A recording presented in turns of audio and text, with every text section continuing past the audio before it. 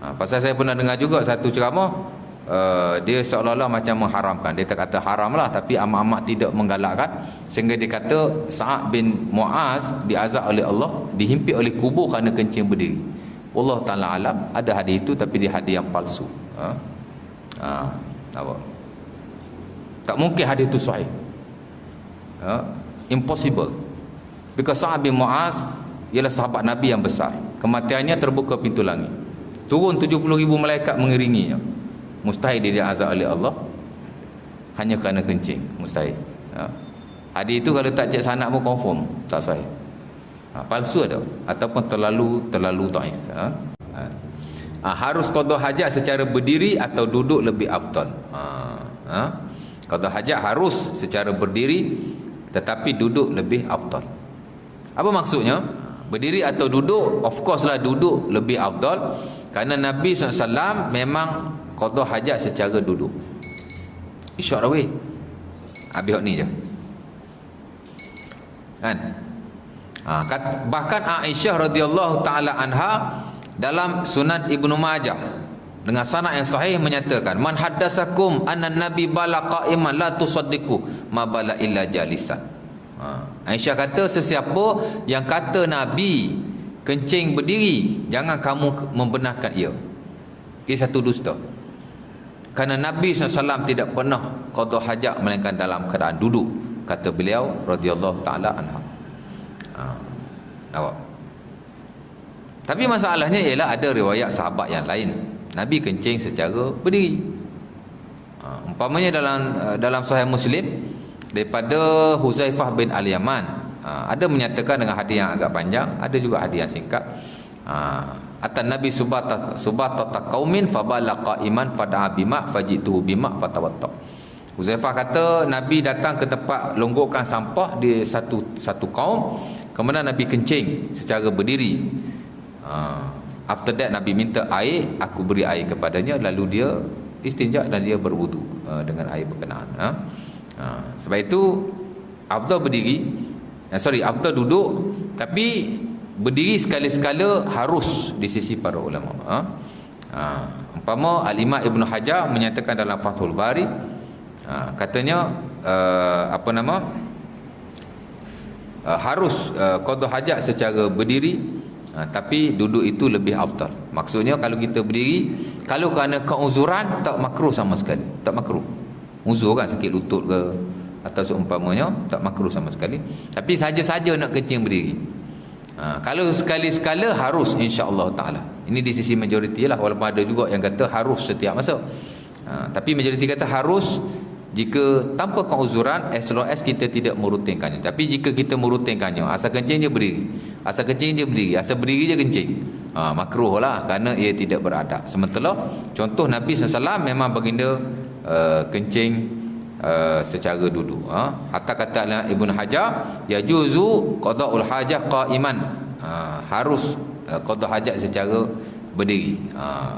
Wa in kana al-afdal jalisan, walaupun hak lebih afdal adalah secara duduk.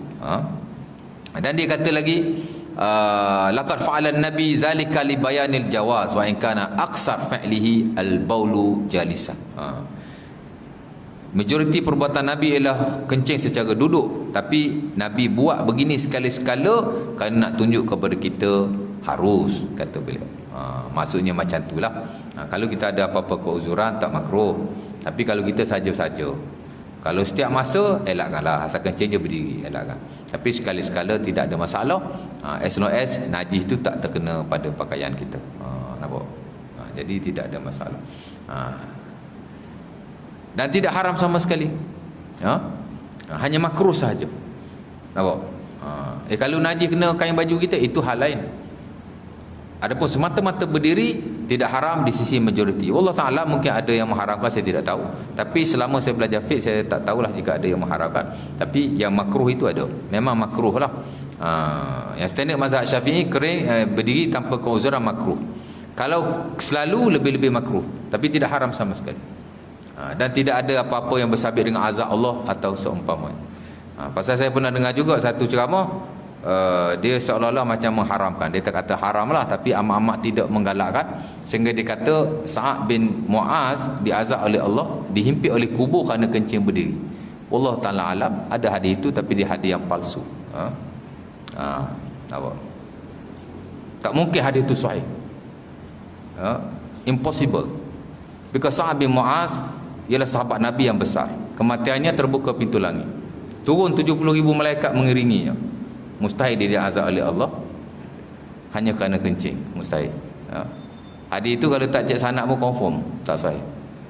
Palsu ada, ataupun terlalu dhaif.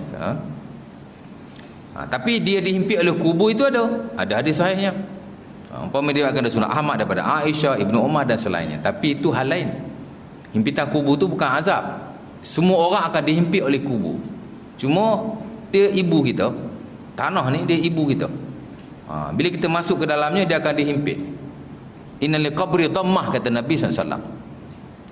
Bagi kubur itu ada dhammah, ada himpitan. Lau najaminhu la najaminhu Sa'ad bin Mu'az.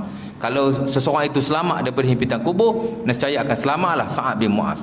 Nabi kata semua orang tak selamat. Sebab itu ulama kata dalam buku, dalam akidah ni, semua orang akan dihimpit oleh kubur. Cuma orang beriman, dia dihimpit kemudian dia akan dibuka kembali.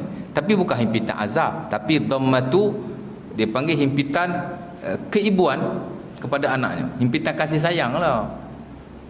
Nampak? Bukan himpit azab. Jadi nak kaitkan himpitan tu dengan kencing atau seumpamanya, sebenarnya tidak sahih sama sekali. Jangan. Jadi minta balik semak lah riwayat tu. Betul ke macam mana?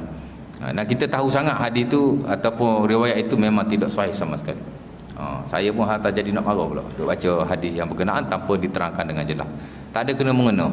Sebenarnya ada juga riwayat dia kencing, umpama dalam Sunan Al-Baihaqi, dia kencing bukan berdiri, dia kencing itu najis kencing.